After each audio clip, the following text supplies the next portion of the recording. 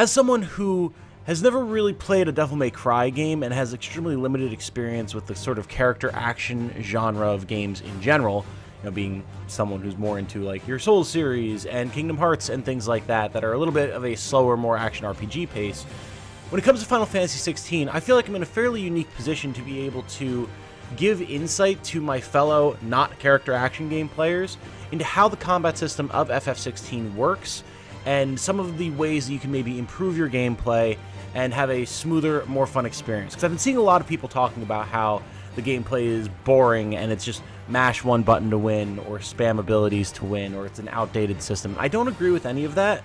And I'm sure there's probably people out there as well who are enjoying the game but aren't enjoying the combat system to its full breadth.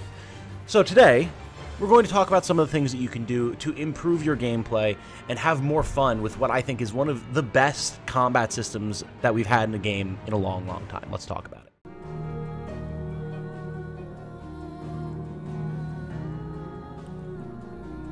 Hello everyone, my name is Tom, otherwise known as Titanium Legman, and as you know, YouTube is my full-time job, and it's my goal to have it continue to be my full-time career, so if you could show me a little bit of support by liking the video and subscribing, that would be absolutely appreciated.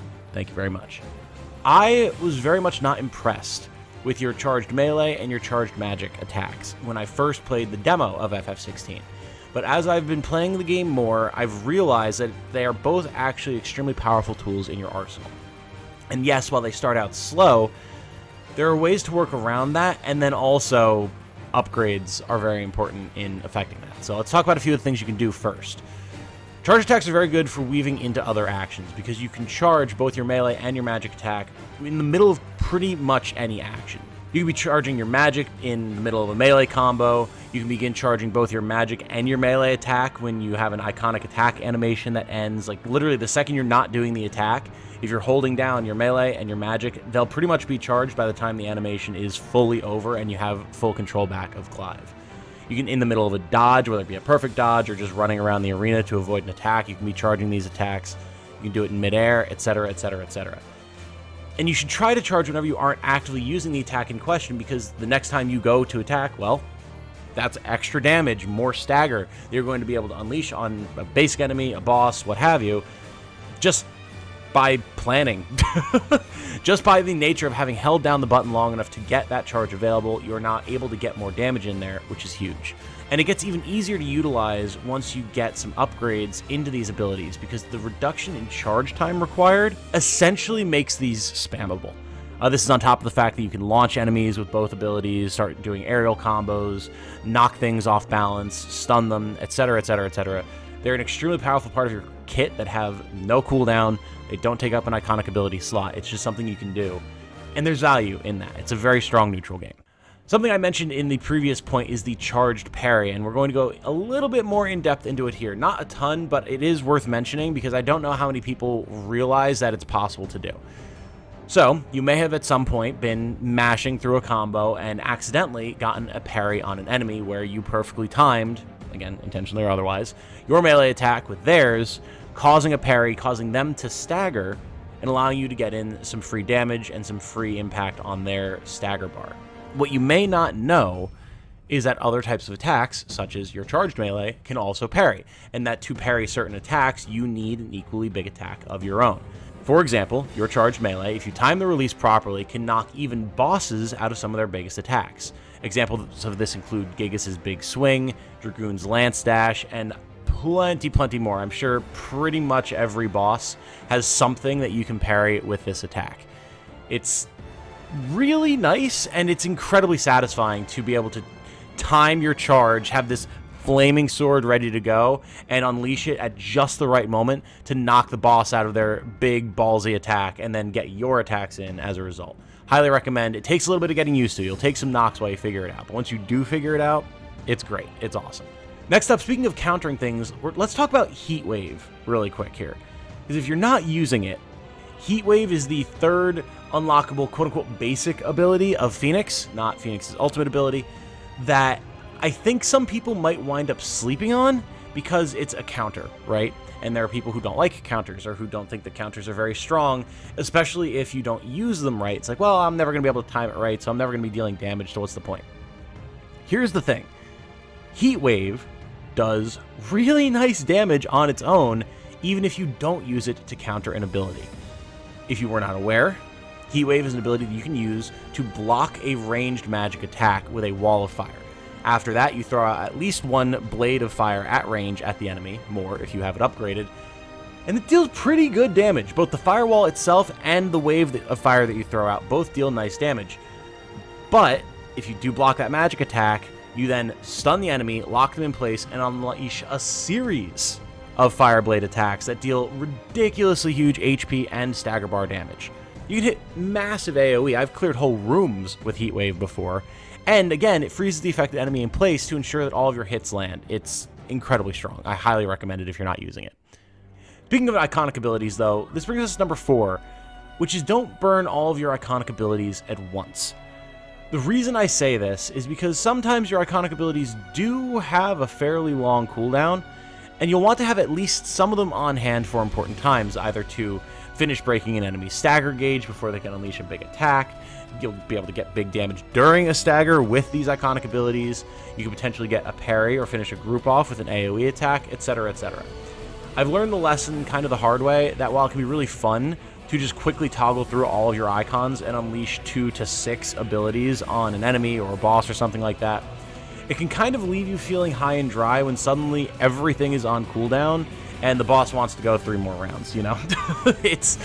It can be a little bit of a problem, so I would recommend holding back a little bit and using your abilities a little bit more strategically, at least until you have an idea of what the boss that you're fighting is going to do, and then you'll know what the ideal time to blow the whole cooldown is. Next up, maximizing your damage while enemies are staggered.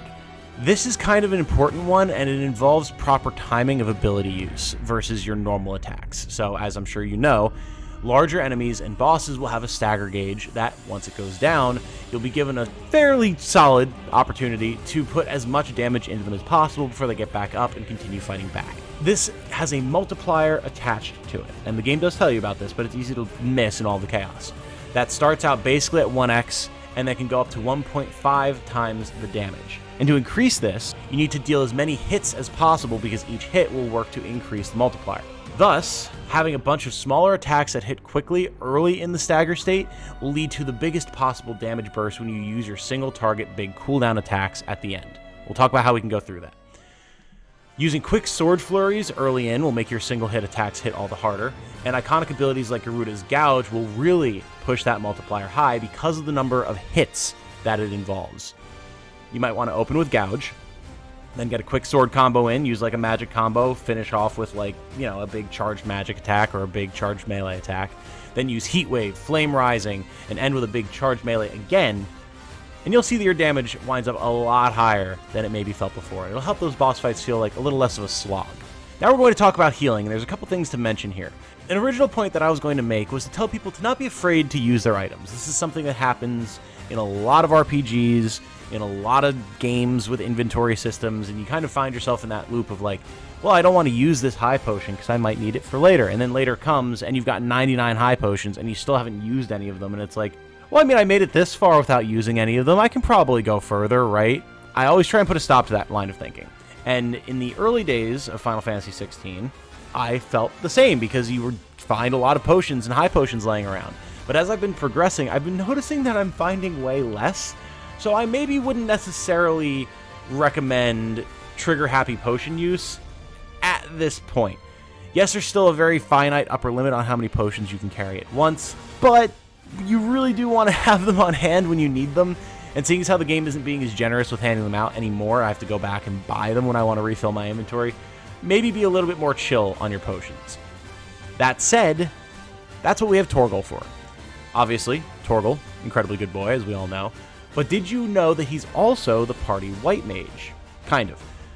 So Torgal has a cure spell that functions like the regen spell, which puts a temporary buff on Clive that will regenerate his HP for a time. This can be quite nice in combat, as it'll just be a quick thing that you can have Torgal do while you're in the middle of the fight that will slowly tick your HP back up over time. It can be used as often as you like, but the important thing to note is that this heal isn't all-powerful. You'll notice on your health bar there is an empty portion where just HP is completely gone, and a partially shaded in portion. That shaded in portion that comes prior to like your remaining HP, that is the amount of HP that can be restored by Torgal's heal. You can't heal all the way up, but it is a fairly good in-combat boost, and it's absolutely something that you should use. Once you've hit the upper limits of what Torgal can regenerate for you, though, that's where you may want to consider tossing in a potion, depending on how you feel about your chances in the current fight and your current HP levels, but I mean, that's a decision for you to make. Finally, let's talk about the Limit Break, because of its hyper armor and HP recovery capabilities. This is something that I've actually yet to unlock in the full game, but as far as mechanics go, things that we've seen in the demo function identically to how they do in the full game, so I'm still going to talk about it. Clive's Limit Break is a very nice, very powerful little in-combat boost that you can utilize when you feel like you need to.